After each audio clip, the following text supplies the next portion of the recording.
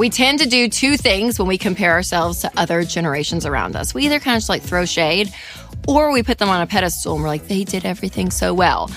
But like most things in life, usually the truth is somewhere in the middle. So today I'm going to be sharing 7 unexpected financial lessons to learn from boomers. Thank you, boomers. There are some good and some not so good. But before we get started, make sure to subscribe and share this episode with a friend. All right, first and foremost, we need to learn not to rely on Social Security. Social Security was never meant to take care of every expense for every retired American. Especially with our generation, it's not something that we fully should be dependent on, because depending on who you read, it may or may not be there when we retire.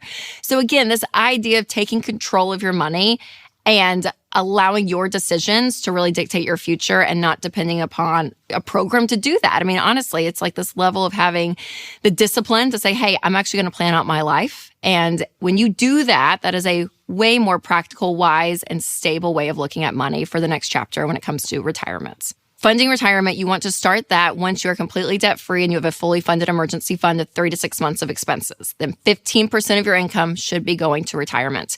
And when people are funding retirement, if they are, majority of Americans aren't, but if you are, it's usually a pretty low percentage, like 4 or 5%.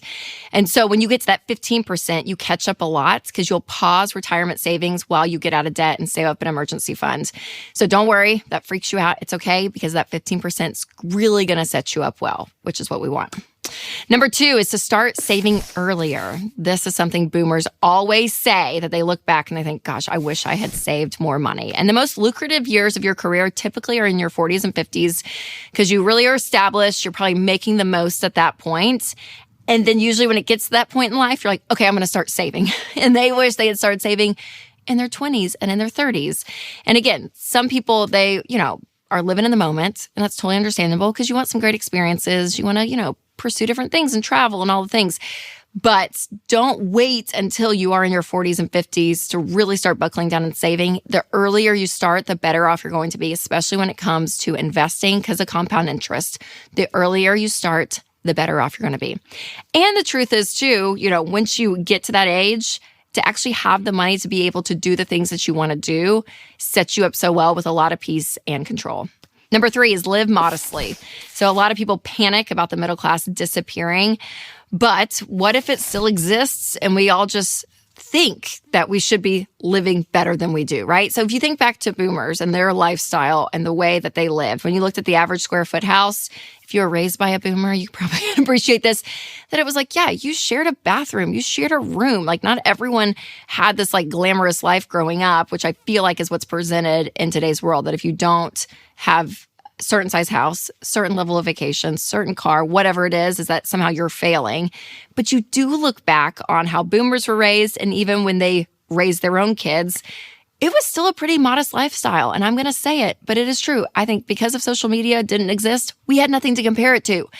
But now there is so much of this comparison because we're seeing the insight into everyone's life. And so again, it may look like everyone's doing great. We don't know the whole story of what's going on with their lives and their money. But they survived, the boomers did, living more modest, and you can too. So honestly, the expectations, like let's bring it down a notch or two. And that's what they would say, continue to live modestly. Number 4 is to pay off debt. 2023 retirement research from Boston College found that several forms of debt have increased since the 1990s. Mortgage debt, student loans, medical debt, and credit card debt. And if you have a boomer in your life who seems to just be living it up in retirement, remember that many kinds of debt were not normalized in their generation. So when they were going through school, which granted, it was much less expensive than what it is now. Tuition was like nothing. But they didn't even think about taking out student loan debt. You had a credit card, but it was really just for emergencies. It wasn't to maintain the way you spend money. When you look at everything when it comes to the debt industry, it has increased over time. And now it is so normalized where boomers, again, they use some debt, but it was not like it was today. And some of them have gotten into debt and they're having to get themselves out. But for the most part, this idea of living debt-free is possible because they were doing it early in life, and you can too. So another way to make sure that you're not wasting your money just for any reason is to make sure that your personal information is safe and away from online scammers. Scammers are everywhere these days, you guys. Your information is public. We do so much online. I mean, everything from our shopping and our banking, like our lives are online, and we're putting our information out there almost on a daily basis if you're signing up for things. And so what happens is companies will take your data and sell it to data brokers, and then they end up selling your data as well. So people are making money off of your data. And when that happens, you are way more likely to get scams.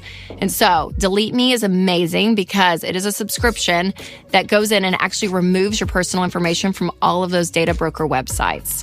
And it is incredible. I use it. My family uses it. I love it. And you can save up to 20% off a Delete Me plan, which checks out around $9 a month. So click the link below or go to joindeleteme.com/Rachel and get signed up. Number 5, a lesson to learn from boomers is to take your health seriously. In the 1990s, the anti-smoking ads were everywhere. And as a millennial, you were scared to death of cigarettes. You were. There were other things, right? Those are mine. But cigarettes were like so scary, so scary.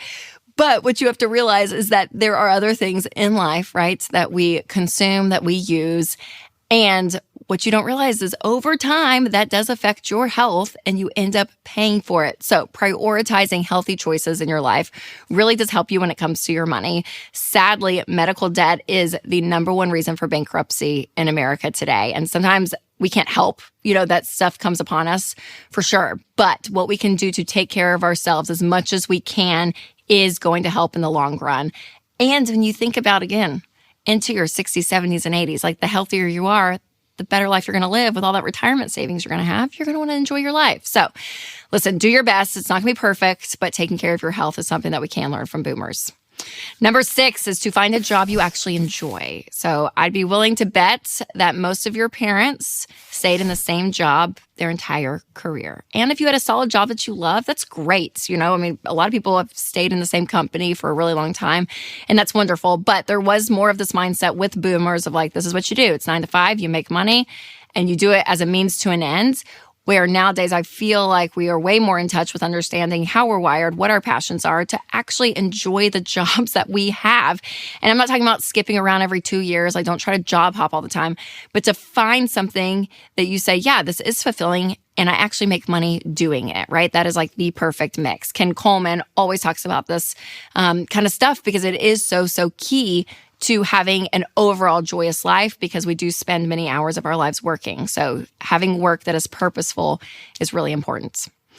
Number 7, the last principle to learn from boomers is to stop trying to keep up with the Joneses.